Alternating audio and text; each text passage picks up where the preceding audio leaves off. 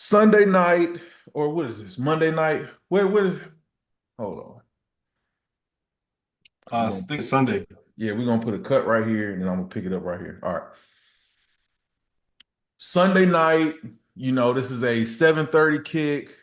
We got LSU taking on Southern Cal. I think Lincoln Riley did everything in his power to try to get out of this game. I don't know if y'all heard everything going on the last season or so that he did not want to walk into this season after losing Caleb into playing a SEC team that's ranked in the top 15 to lead off of your year out there for Southern Cal.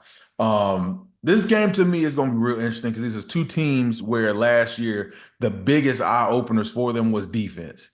You can't really play defense. Neither one of these teams can. I mean, you can put points up, everything, but you're kind of hit the reset button on both of these offenses because you're losing both your quarterbacks. You're losing a lot of your playmakers on the outside. Uh, Southern Cal, I won't call them USC. You real USC is over here in South Carolina, but Southern Cal is looking at they're young, but they've got a lot of playmakers on offense. Can LSU and Brian Kelly fix the defense after a horrendous year that they had last year? Um, going into the very crucial year for them where it's kind of like the floodgates are open and anybody has a chance to win the SEC.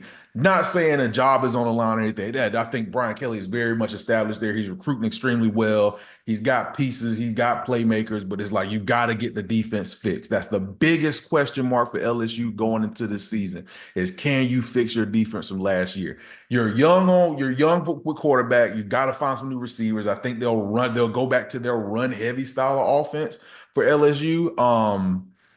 But if you can fix the defense, you're gonna really turn some heads and have some eyes really looking over there at what's going on with LSU with their season. I got LSU winning this one. I think this might be one of the most high scoring games of the weekend. I think both of these teams can really get it up and down the field. Give me a 34-31 ball game, somebody making a drive late, kind of like what we saw with Georgia Tech and Florida State this past weekend and kicking a game-winning field goal at the end of the game. But I got LSU winning this one, starting their season off 1-0. Let me know what y'all guys think. Man, I feel so bad for Lincoln Riley. Like, this dude ran away from Oklahoma, ran away from the Big 12, said, I'm going to go to the Pac 2 and I'm going to dominate over there. What happened?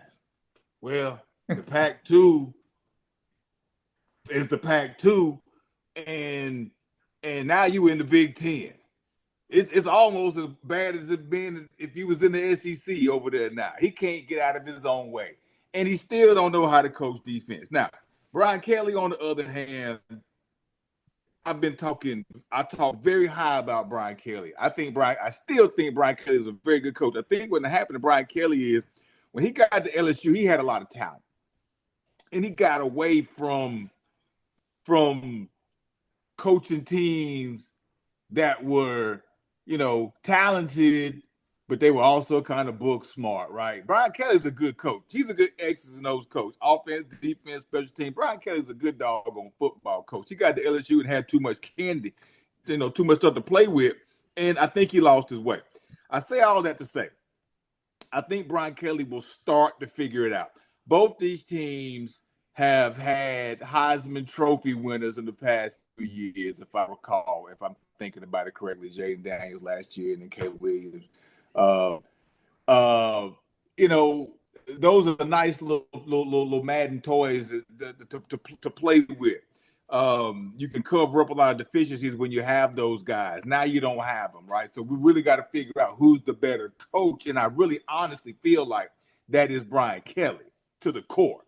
Now, even though you just realized that you got all these shiny toys and this nice candy to play around with and eat, you realize I got to get back to doing what I do well, which is coaching defense and making sure that we can be competitive for 4 quarters, which neither of these teams were able to do last season. So opening games are extremely unpredictable, as we all know. I think in this scenario, Lincoln Riley and Brian Kelly, they lean back on offense. I think what we're going to see as the game unfolds is the defenses are going to deteriorate because they're going to, Lincoln Riley, they ain't got to fall back into this, but Brian Kelly will fall back into it because it's going to be a high-paced game.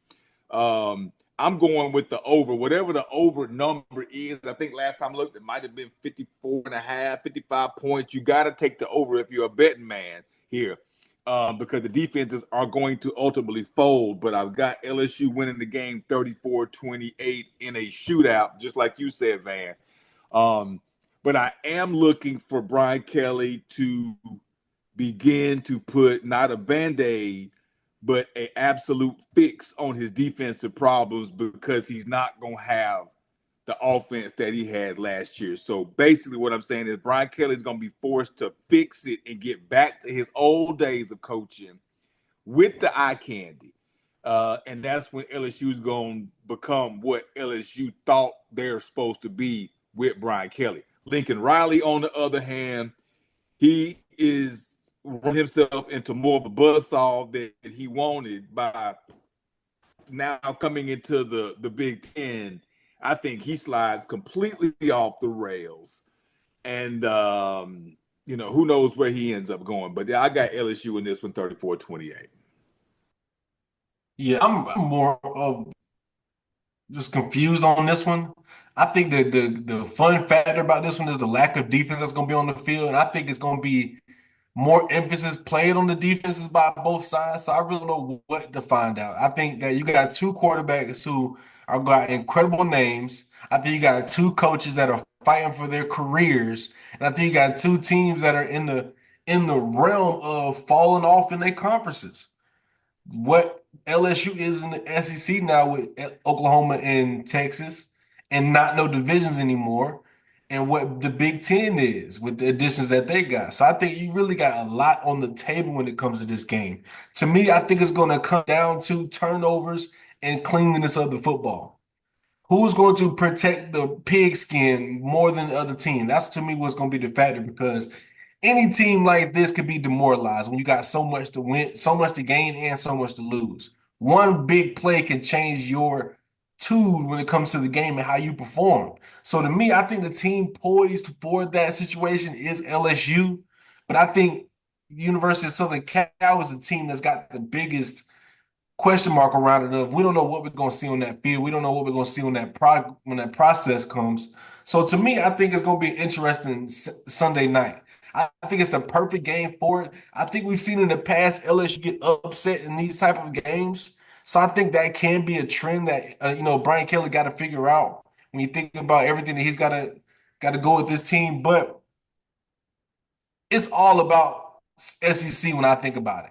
I want SEC to win. I want SEC to prosper. You got SEC versus Big Ten. It's going to be a huge staple point in this year's continuance of what's going to prosper from it.